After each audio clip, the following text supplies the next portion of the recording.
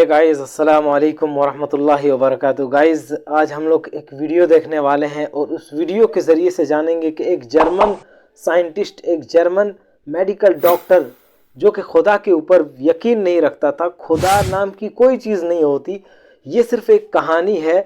और मज़हब, खुदा, ये सब हकीकत में होते ही नहीं, बल्कि ये सिर्फ लोगों के ज़रिए बनाए हुए कहानियाँ हैं, बस इसकी कोई हकीकत नहीं है। और फिर जब वही डॉक्टर कुरान को जब पढ़ता है और कुरान की आयतों को खोलता है तो उनको क्या मिलता है, कुरान के अंदर क्या ऐसी चीज़ उनको दिखाई देती है कि वो इस्लाम कबूल कर लेता है और मुसलमान को बन जाता है। गाइस, हम लोग इस वीडियो के अंदर जानेंगे और समझेंगे।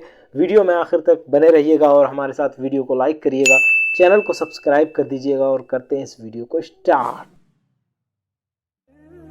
उर्दू टाइमलाइन देखने और सुनने वालों को हफीजुर रहमान के जानिब से अस्सलाम वालेकुम। नाजरीन, ये वाक़या जर्मनी से ताल्लुक़ रखने वाले मेडिकल डॉक्टर जॉन रॉकलर का है, जिसने इस्लाम कबूल करके पूरी दुनिया को हैरान किया। सूरह कहफ में मज़कूर असहाबे कहफ का कुत्ता, जिसने इस खुदा की ज़ात से मुनकर शख्स को इस्लाम के दहलीज पर ला खड़ा किया, जो हमेशा कहता था खुदा और मजहब सिर्फ परियों की कहानियाँ हैं, मगर कुरान की एक आयत ने इस बेदीन इंसान को लाजवाब कर दिया। नाजरीन, ये साहिब बयान करते हैं कि मैं किसी सफर में एक बार एयरपोर्ट पर था कि अचानक एक नौजवान ने कुरान मजीद का ट्रांसलेटेड नुस्खा मुझे गिफ्ट किया। मैंने इसका दिल रखने के लिए वो नुस्खा अपने पास रखा, मगर दिल में सोचता रहा इसे पढ़कर मुझे क्या हासिल होगा। मैंने सोचा जैसे ये मेरे सामने से हटेगा मैं इस किताब को कचरे दान में कहीं फेंक दूंगा। कुछ देर के बाद वो मेरी नजरों से गायब हुआ। मेरी भी फ्लाइट का वक्त आन पहुंचा और जहाज में बैठ गया। चूंकि सफर तवील था, उकताहट की वजह से इधर उधर पलटी ली तो जेब में कुछ वजन सा महसूस हुआ। जब मैंने निकाला तो वही कुरान मजीद का नुस्खा था जिसे मैं भूल गया था। ना चाहते हुए भी मेरे दिल में ख्याल आया, देखो तो सही क्या है इस किताब में। जब मैंने इस किताब को खोला तो मेरे सामने सूरह कहफ की आयत थी और मैं धीरे धीरे वर्कगर्दानी करने लगा।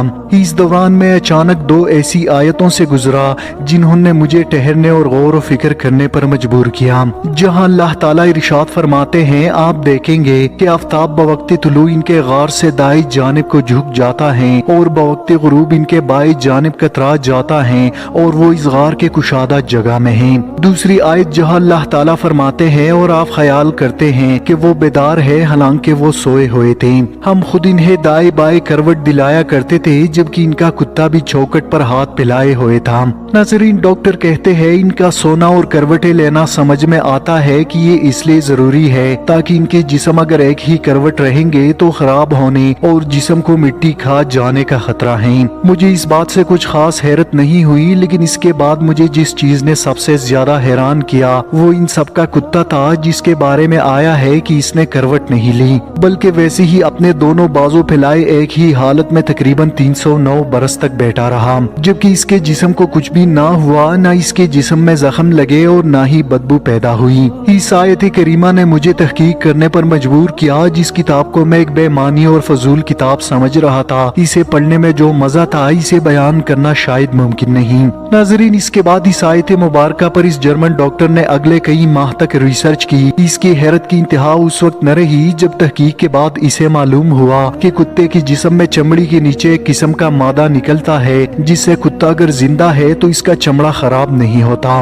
भले वो कुत्ता कई बरस तक क्यों ना बैठा रहे, जिसकी वजह से इनका कुत्ता इन सब की तरह करवट नहीं ले रहा था। नाजरीन, इस मौजूदाती आयत ने जर्मन डॉक्टर को इस्लाम कबूल करने पर मजबूर किया और वो एक सच्चा मुसलमान बन गया। नाजरीन, अब जरा गौर करें, हम में से कितने ऐसे लोग हैं जो कुरान को इस तरह पढ़ते हैं जिस तरह इस डॉक्टर ने पढ़ा और एक बेहतरीन नतीजे पर पहुंचकर अपने हकीकी रब को पा लिया। कुरान मजीद की हर आयत में बेशुमार उलूम और हिकमतें पोशीदा हैं, बस इंसान को गौर फिक्र करने की जरूरत है। नाजरीन, इसके अलावा क्या आप जानते हैं कुरान करीम में बीवी को खेती क्यों कहा गया? ये कुरान पाक का एजाज है। इस पर जितना गौर फिक्र करो इतनी ही मफाहिम सामने आते हैं। हमारे यहाँ एक आयत को अमूमन मियाँ बीवी के जिनसी ताल्लुकात के हद तक महदूद कर दिया जाता है। यकीनन सियाक को सिबाक के साथ देखे तो हुक्म ऐसा ही है, लेकिन सवाल ये है कि इस आयत मुबारका को बड़े कैनवस पर क्यों नहीं देखा जाता। सूरह बकरा की आयत मुबारका में अल्लाह ताला इरशाद फरमाते हैं,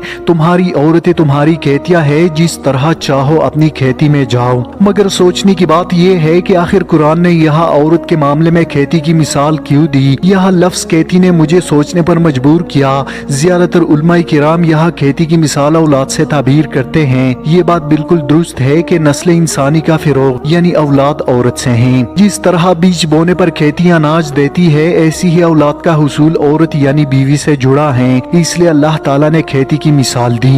मिसाल के तौर पर आप किसान हैं, आपके पास जमीन है, लेकिन आप इस पर तवज्जो नहीं देते, इसे वक्त नहीं देते, इससे मोहब्बत नहीं करते, अपना आराम सुकून गारत करके इसकी खिदमत नहीं करते, इसकी तरफ सूअर और दीगर जानवरों से इसकी हिफाजत नहीं करते, इसे दूसरों की गुजरगाह बनने से बचाने की कोशिश नहीं करते, तो तुम्हारी खेती सूख जाएगी, आपको इसका फायदा नहीं होगा, फल अनाज नहीं मिलेगा और आप इसे तबाह कर देंगे। यहाँ ये सब सिर्फ एक लफ्ज खेती में छुपा है। आप शादीशुदा हैं तो आपकी बीवी इस खेती की तरह है, वो आपकी तवज्जो चाहती हैं। जब आप इसे वो सब मुहैया करेंगे तो वो यकीनन हरी भरी रहेगी, इसका लहलहाना आपके दिल को खुश करेगा। लेकिन अगर आप ऐसा नहीं करेंगे तो वो मुरझा जाएगी। ये फितरत है, ये उसूल है और ये कुरान की हर लफ्ज में छुपी वो हकाइक है जिसको समझने से अक्सर मुसलमान कासिर हैं। नाज़रीन, अगर आपको इस तरह की मजीद वीडियोस देखना पसंद है तो हमें कमेंट बॉक्स में अपनी राय से जरूर आगाह करें। अल्लाह ताला से दुआ है कि हमें कुरान मजीद को सही मानो। देखा आपने कि किस तरह से इस्लाम के अंदर, कुरान के अंदर कितनी गहराई है कि जब एक मुनकिर ने, जो खुदा के ऊपर यकीन नहीं करता था, जो किसी भी मज़हब को नहीं मानता था, जो मज़हब और खुदा को सिर्फ एक मजाक और कहानियाँ समझता था, वो जब कुरान के अंदर झांकता है और कुरान को खोल करके देखता है और गहराई से जब उसको पढ़ता है तो फिर उसे वो इस्लाम को कबूल कर लेता है और मुसलमान को बन जाता है। यानी कि कुरान के अंदर बहुत सी गहराइयाँ हैं। हमें कुरान को पढ़ना चाहिए और गहराई से पढ़ना चाहिए। जिस तरह से हम लोग पढ़ते हैं आजकल कि सरसरी नज़र पर पढ़ लिए बस हो गया, ऐसे नहीं पढ़ना चाहिए। कुरान का मकसद ही है कि लोगों को समझाना।